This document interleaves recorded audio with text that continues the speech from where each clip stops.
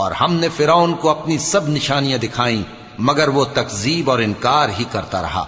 کہنے لگا کہ موسیٰ، کیا تم ہمارے پاس اس لیے آئے ہو کہ اپنے جادو کے زور سے ہمیں ہمارے ملک سے نکال دو؟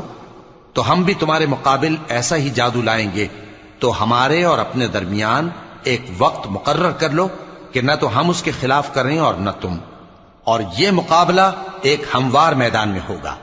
موسیٰ نے کہا کہ آپ کے لیے یوم زینت کا وعدہ ہے، اور یہ کہ لوگ اس روز دن چڑھے اکٹھے ہو جائیں۔ تو فرعون لوٹ گیا اور اپنے سامان جمع کر کے پھر آیا۔